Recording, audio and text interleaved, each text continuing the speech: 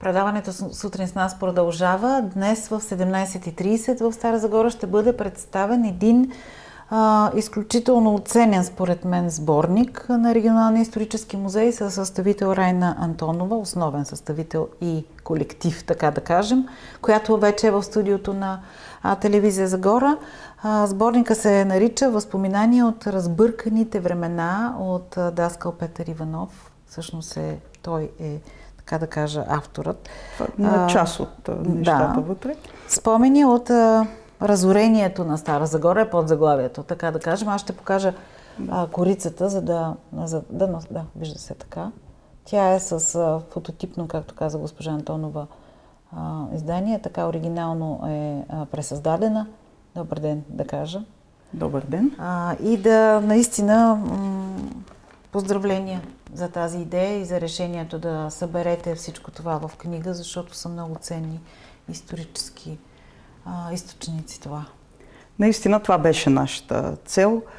По някакъв начин да се върнем в последните години от османското владичество в Стара Загора, които са изключително тежки за нашия град. По-добро определение от това, което дава даскал Петър Иванов, "разбъркани времена", едва ли някой може да даде. Първо няколко думи за сборника.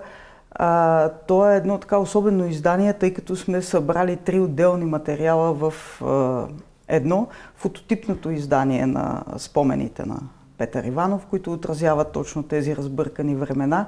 21 спомена на негови ученици, които са записани от тях и отразяват събитията през лятото на 1877 година, когато Стара Загора е разорена и опожарена. И в заключение публикуваме един материал на Иван Матев, главен уредник на Музея литература на Стара Загора. Също негово проучване за разорението на Стара Загора. Тази книга реализирахме в екипна работа с колегите от Музея литература на Стара Загора, тъй като част от спомените се съхраняват при тях. И ако трябва да съм така малко по-конкретна, в първата част спомените на даскал Петър Иванов всъщност... До сега не са издавани? До сега, да. Откакто се появяват за първи път през далечната 1884 година, не са преиздавани. Много малко книжки са останали от тогава. Те са на некачествена хартия, с времето са в много лошо състояние. Книжката, която получихме, за да снимаме и направим фототипното издание, също беше почти разпаднала се. Трябваше да работим много внимателно. Тя къде се съхранява? Тя се съхранява в частна колекция. И продължава да е в частна колекция. Да, много малко библиотеки и частни колекции имат тази книга. На много малко места е запазена. Тя ни беше предоставена всъщност книжката от госпожа Павлина Делчева, заместник-кмет на община Стара Загора. Съхранява се в нейния семейен архив. Какво представлява? Това е всъщност първата мемоарна книга, издадена изобщо може би след освобождението. През същата 1884 година излиза том първи на записки по българските въстания на Захари Стоянов.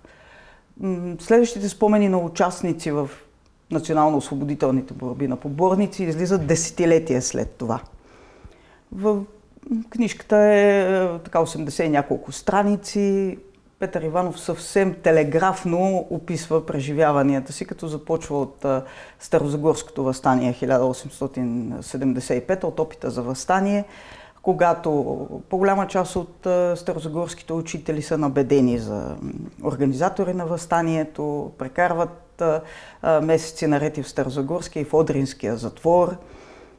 Тук той споменава за идването на Стефан Стамболов в Стара Загора и организацията на въстанието, като интересно е, че за повечето личности, за които пише, той ги споменава с инициали. Все пак Стефан Стамболов все още е жив, все още не е министър-председател на България. Позволява си единствено да спомене имената на своите колеги старозагорски учители. Всички други имена споменава с инициали. И така приключва спомените за този етап от живота си с това, че не затворите и мъченията са най-голямото наказание за старозагорските учители, а забраната да учителстват в Османската империя. Това е било много по-тежко наказание след въстанието. На много места те са получили такава забрана. Да, те получават такава забрана. Да, една голяма част от учителите от мъжкото училище, нали, които и част от учителите от селата, като Христо Шиваров, като Минко Минев, които са де-факто участват в подготовката на въстанието. Затова се налага и дядо Пенчо Славейков да дойде тук главен учител в мъжкото класно училище. А старозагорските учители се налага да търсят някакво друго препитание. Но не да учителстват. Да. Затова и младоженеца Петър Иванов, той тогава току-що е сключил брак с съпругата си, се е венчал с съпругата си, заминава за Цариград, където успява все пак да започне учителство в българското училище, там в махалата Ортакиой. Живее така голямо българско население. Тук го заварва веста за руско-турската война. Българите отново изпитват на гърба си турската омраза. Той вече е набеден за революционер и за да не бъде арестуван от турските власти, тръгва да бяга. Прави така едно много дълго пътешествие заедно с съпругата си през Адриатическо море, Трие, Загреб, Белград, за да стигне до Букурещ и до Търново, където открива част от семейството си, разбира, че след опожаряването на Стара Загора, разбира какво се е случило, разбира, че е останал без баща. Нали, но пък по-голяма част от семейството му са живи от роднините му и всъщност той става глава на това голямо семейство. Налага се да започне още там работа в Търново, за да ги връща ли се като учител? Връща се не като учител, още през зимата на 1878, когато Стара Загора е повторно освободена. Той се връща и в заключение в своите спомени описва ужаса, който е видял тук в града, костите и главите по улицата, опожарението, разрушението. След това не се връща на работа като учител, той е училищен инспектор, държавен служител, тъй като след освобождението се налага голяма част от добре образованите и подготвени учители да минат на държавна служба, тъй като няма подготвени специалисти. Нали, те са с най-добро образование и много от тях отиват стават окръжни управители, областни управители, инспектори, в съдилищата. Някои от тях полагат изпит за съдии, за адвокати и започват да работят това, което пък оголва образованието и се налага много бързо да се проведат няколко курса за учители в началото. Така всеки по-образован младеж се включва като учител. И именно възможността му да работи като училищен инспектор пък така му дава възможност да постави през лятото на 1896 година домашно на учениците от четвърти клас на мъжката гимназия в Стара Загора. Като казвам четвърти клас, всъщност по това време това е последния клас на гимназията. Тогава още отделенията са били? Да, в началното училище са отделенията. Гимназиалните класове са били на два етапа. Първият етап е 3 годишен, вторият е 4 годишен, така че четвърти клас е последния. Нали, всъщност това са абитуриентите на гимназията по това време, като те са на различна възраст. Някои от тях са 16-17 годишни, други от тях са 26, 27, 28 годишни, тъй като се е налагало през годините да прекъсват обучението си по различни причини. Така се отзовават 21 ученика, които това е домашното оставят. Да, това е домашното, да напишат спомени за разорението на Стара Загора. Затова и подзаглавието на сборника е това. Те са съхранени в архива на... Да, това ще да питам пътя на това домашно Да, съхранени са в архива на даскал Петър Иванов. Всъщност 22 свитъка. В единия обаче са записани народни песни, които не се отнасят към разорението на Стара Загора, но са съхранени в архива, по-късно предадени на Музей литературна Стара Загора. където се съхраняват, инвентирани надлежно и се съхраняват и до днес. Но сега виждат бял свят вече. Сега за първи път, тези спомени виждат бял свят и за първи път се публикуват, като тук сме спазили абсолютно правописа, предаваме ги автентично едно към едно. Всеки, за да проличи писмената култура на всеки един от тези 21 младежи, с правописните грешки, с начина на изразяване. Едни от тях използват много турски думи, други по-малко. Просто всеки според възможностите си записва спомените, като тук можем да ги разделим условно на две групи. Ние ги предаваме, всъщност както са инвентирани поредно, можем да ги разделим на две групи. Едната това са 6 младежи, които записват собствени спомени. Тоест, те са родени по това време на руско-турската война. Едното момче е 6 годишно, другите са 8-10 годишни и имат достатъчно така ясни спомени от това време. Интересното е, че за по-големите младежи войната е някакво така интересно събитие, което виждат за първи път. И те описват, че излизат на височините край града, за да гледат сражението. На 19 юли датите са предадени по стар стил. Да. В началото им е интересно, гледат сражението, докато виждат как турските войски нахлуват в Стара Загора и започват, всеки търси възможност за спасение. Така трогателен е разказа на 6-годишния Наньо Динев, който тръгва да бяга, да се крие заедно първо с баща си, семейството се разделя, майка му тръгва с двамата му братчета, той тръгва с баща си. В един момент бащата е убит, самото дете не усеща, не разбира в първи момент какво се случва с баща му, защо не тръгва с него. Това е един много тежък разказ. И тук успяват да го видят съседи и роднини, да го предадат на майка му, която вече е в пленническия лагер край Стара Загора и с много други жени и момичета, които са откарани в робство в Одрин и в Цариград. И той прекарва 1 година там с майка си, докато успеят да бъдат освободени и се връщат в Стара Загора и се налага да започнат наново живота си, да градят дом. Трогателни ли са и останалите разкази? Какво мислите? Няма да ги разказваме, за да могат хората да ги четат. Така трогателни, но тежки. Да загатнем, да. Втората група разкази на 15 момчета, които всъщност са родени 2-3 години след освобождението. Те интервюират различни свои познати, съседи и всъщност именно тези разкази разкриват картината на тези 3 тежки дни. Според един от разказите, 19 юли е един прекрасен слънчев ден, птичките пеят, изобщо не предполага началото на деня, как ще се развие той. Това е времето, в когато жътвата в Стара Загора е приключила, житото е на хармана, прибират се снопи. Голяма част от населението, въпреки войната, е по полето, за да си свърши неотложната полска работа. Вече в ранния пообед, след обед разбират какво се е случило. Някои от тях решават да се крият зад високите огради на домовете си, други тръгват да бягат. Трети описват, че в домовете си имат приготвени скривалища, на които са разчитали и преди това и там успяват да се укриват.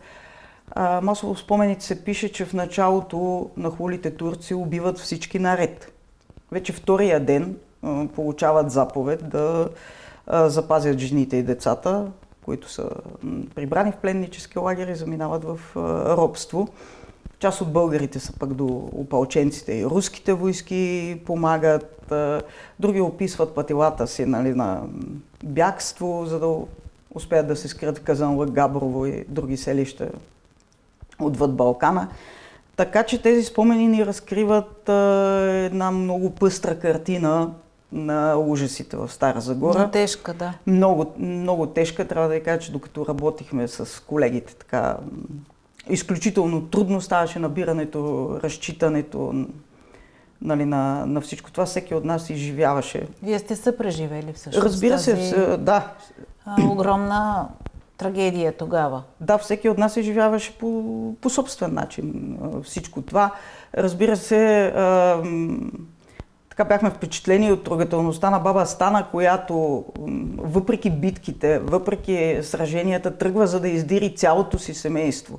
Синове, снахи, внуци, да ги събере да бягат заедно. 2 пъти тази жена се връща, за да издирва един от зетьовете си, който неясно защо постоянно някъде се губи. Но тя, нали, казва на роднините си: бягайте, вие сте млади, аз ще се върна и ще го намеря. И успява да спаси цялото си семейство, дори и така зета, който на 2 пъти се губи.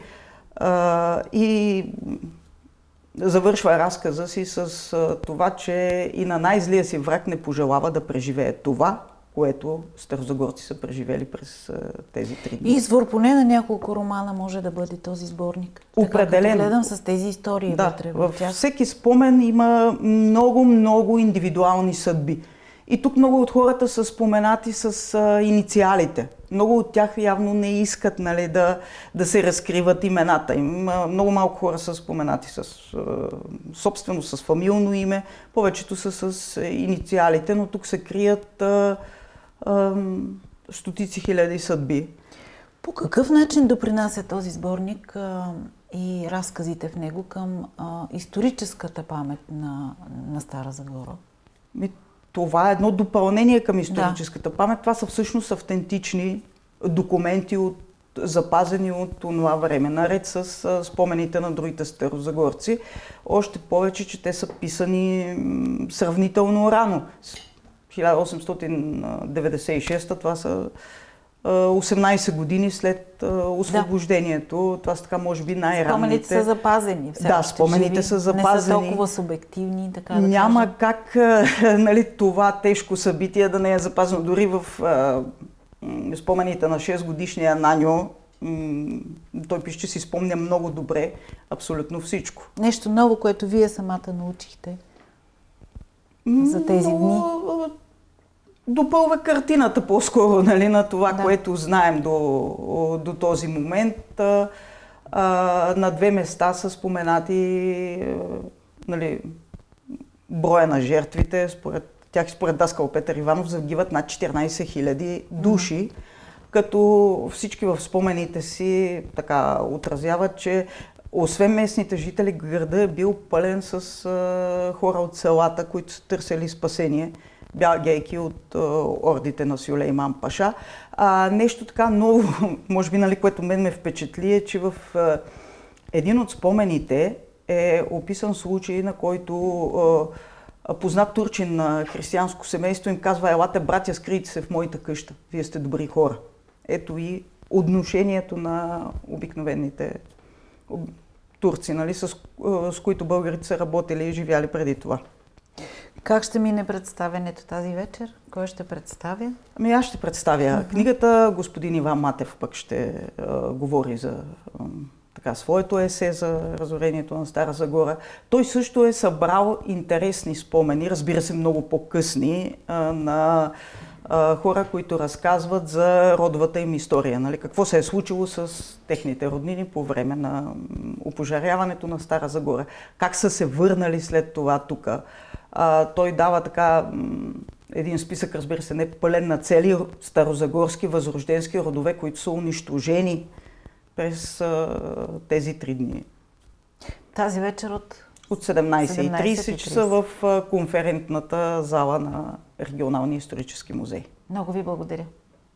Така приключваме с тази част на предаването. Още малко ще задържим вашето внимание след рекламите. Ще ви разкажем за една изключително благородна инициатива само след малко.